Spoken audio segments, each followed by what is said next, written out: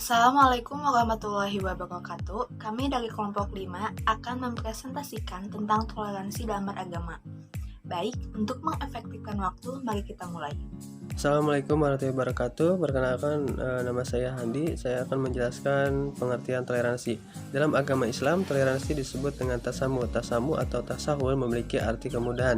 Dengan demikian dapat diartikan bahwa agama Islam memberikan kemudahan bagi siapapun untuk menjalankan apa yang telah diyakini sesuai dengan ajaran masing-masing tanpa adanya tekanan atau tidak mengusik kepercayaan yang telah dijalani orang lain. Adapun dalam konteks masyarakat dan agama, toleransi didefinisikan sebagai suatu sikap atau perbuatan yang melarang adanya diskriminasi pada masyarakat-masyarakat tertentu yang memiliki perbedaan atau tidak bisa diterima oleh orang-orang pada umumnya. Saya Isfatimah Siti Nur Aisyah akan menjelaskan mengenai ayat Al-Quran dan hadis tentang toleransi.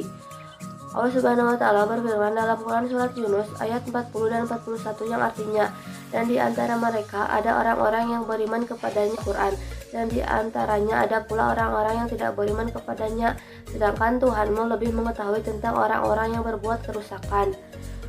Dan jika mereka tetap mendustakan Muhammad, maka katakanlah, bagiku pekerjaanku, bagimu pekerjaanmu. Kamu tidak bertanggung jawab terhadap apa yang aku kerjakan, dan aku pun tidak bertanggung jawab terhadap apa yang kamu kerjakan. Selain ayat-ayat tentang toleransi, juga terdapat hadis yang membahas mengenai sikap toleran antar sesama.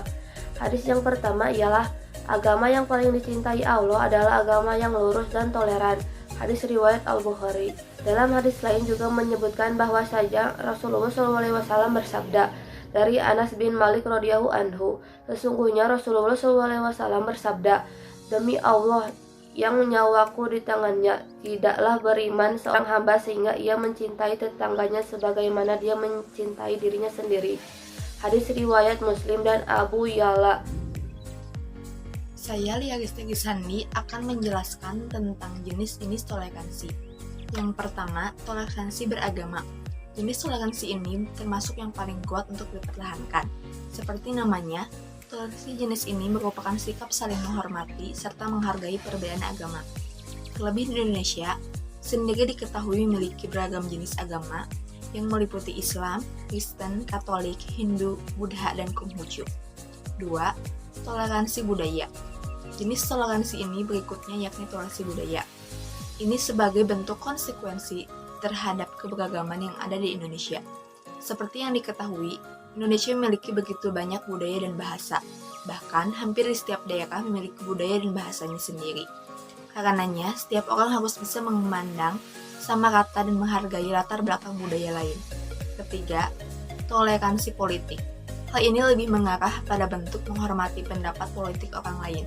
Perlu diingat, setiap warga negara memiliki hak politik serta kebebasan dalam menentukan pendapatnya, asal tidak bertentangan dengan dasar negara. Sikap inilah yang mampu membantu menjaga persatuan dan kedamaian. Keempat, toleransi pemikiran. Dasar toleransi pemikiran atau gagasan adalah bagaimana seseorang memahami orang lain yang memiliki keyakinan berbeda dengan dirinya sendiri. Toleransi pemikiran adalah bagaimana seseorang mau menerima perbedaan gagasan meskipun gagasan yang dimiliki berbeda, atau bahkan bertentangan dengan apa yang seseorang penganut. Prinsip-prinsip yang mendasari tujuan adanya toleransi pemikiran adalah dapat menghasilkan penyatuan berbagai pemikiran dan gagasan dari berbagai sudut kehidupan. Kelima, toleransi rasial. Toleransi rasial berkaitan dengan hubungan yang mungkin ada antara orang-orang dari ras atau etnis yang berbeda. Toleransi rasial adalah tentang bagaimana orang berinteraksi secara harmonis dengan orang-orang yang memiliki latar belakang ras yang berbeda. Asal-usul toleransi ini melibatkan karakteristik fisik seseorang, bentuk perilaku, dan tabiatnya. Keenam, toleransi sosial. Arti kata toleransi sosial mengacu pada keberadaan orang-orang yang masuk dalam kelas sosial berbeda. Secara historis, ada banyak kasus intoleransi sosial yang tercermin dalam perasaan superioritas yang dimiliki sebagian orang dibandingkan orang lain yang mereka anggap lebih rendah karena mereka memiliki sumber daya ekonomi yang lebih sedikit. Intoleransi sosial menghasilkan kebencian, prasangka, dan ketakutan yang membuat orang-orang tidak bisa hidup dalam harmoni berdasarkan rasa hormat dan pengakuan dari yang lain. 7. Toleransi seksual. Toleransi jenis ini ada hubungannya dengan rasa hormat antara orang-orang yang berbeda jenis kelamin. Makna dari toleransi sosial juga bagaimana seseorang mau menerima keberagaman seksual, berdasarkan pada fakta bahwa setiap orang memiliki kekuatan untuk memutuskan kecenderungan seksual mereka dan bagaimana ia memiliki identitasnya sendiri. Saya Handi akan menjelaskan karakteristik toleransi. Menurut Syekh Salim bin Hilali memiliki karakteristik sebagai berikut. Yang pertama, kerelaan hati karena kemuliaan dan kedermawanan, kelapangan dada karena kebersihan dan ketakwaan, kelemah lembutan karena kemudahan, muka ceria karena kegembiraan, rendah diri di hadapan kaum muslim bukan karena kehinaan, mudah dalam berhubungan sosial atau muamalah tanpa penipuan dan kelalaian, mempermudah dalam berdakwah ke jalan Allah tanpa basa-basi, terikat dan tunduk kepada agama Allah tanpa ada rasa keberatan.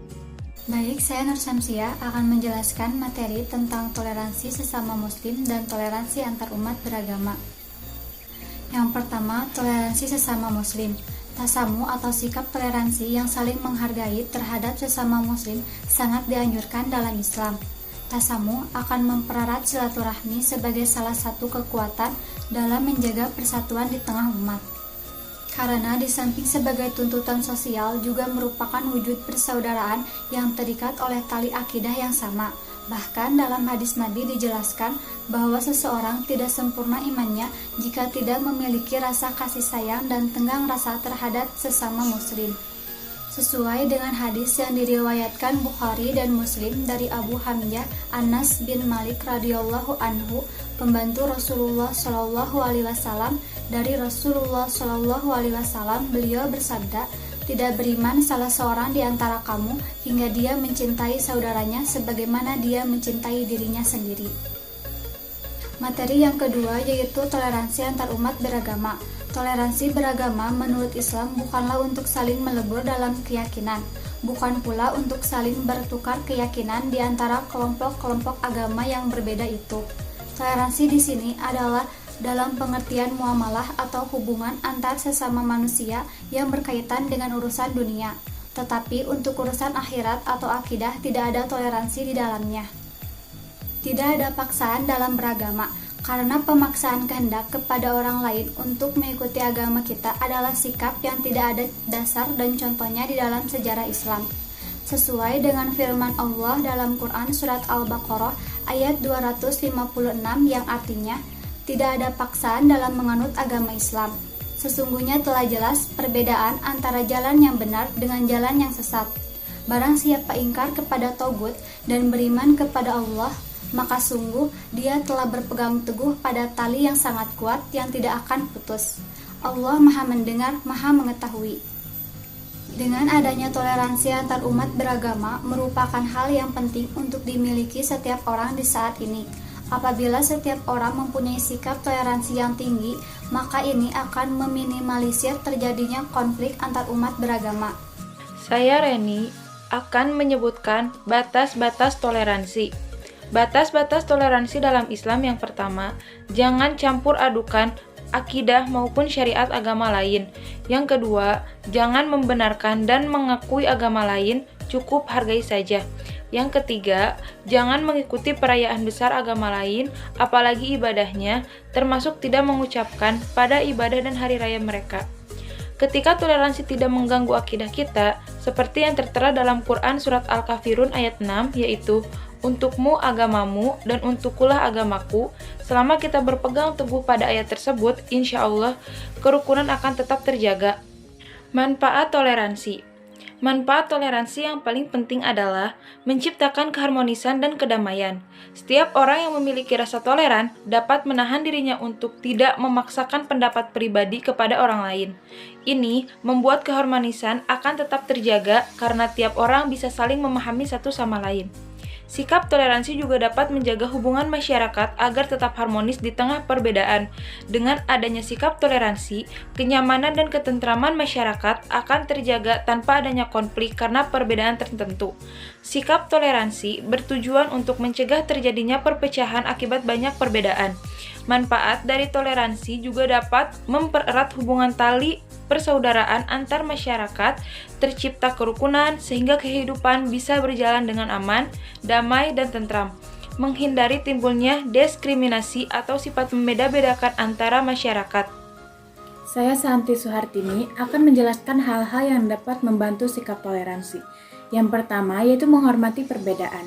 Menghargai perbedaan dilakukan sesuai norma dan hukum yang berlaku di masyarakat dan negara. Bila ada perbedaan, musyawarah untuk mencapai mufakat adalah jalan terbaik. Sedari dini, perlu ditumbuhkan sikap menghormati dengan baik tanpa memandang usia, agama, ras, dan budaya.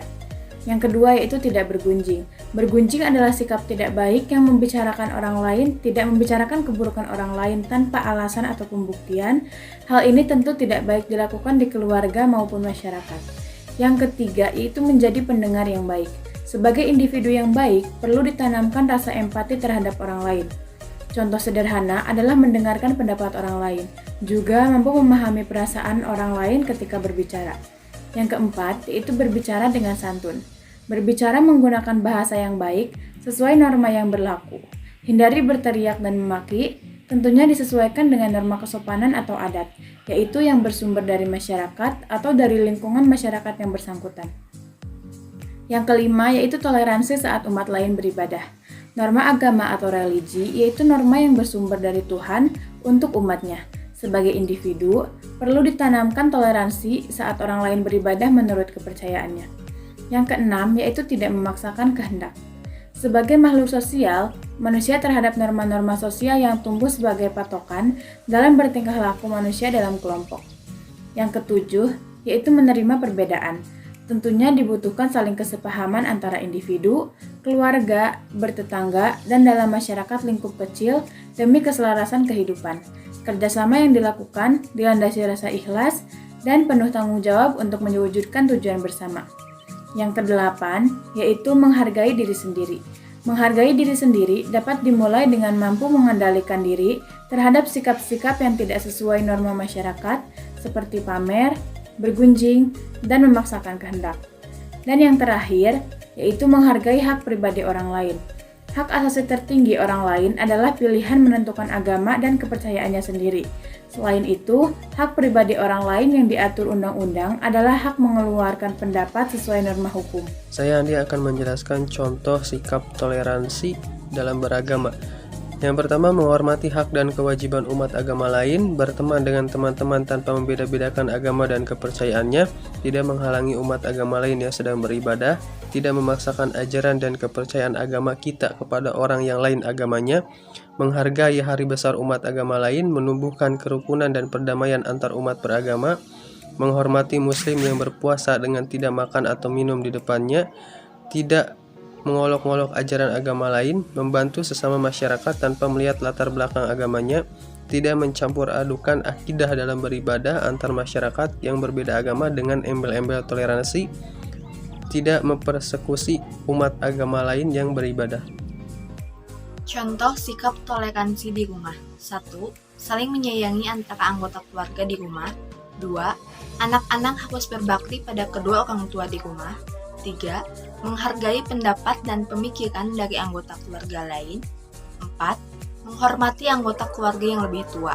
Misalnya adik menghormati kakak dan anak menghormati orang tua. 5. Menjalankan peran dalam keluarga dengan baik. 6. Saling membantu antara anggota keluarga jika ada yang kesusahan. 7. Mengajarkan pendidikan moral dan agama pada anak-anak di rumah sejak kecil. 8. Tidak memaksakan keinginan pada anggota keluarga lain. 9.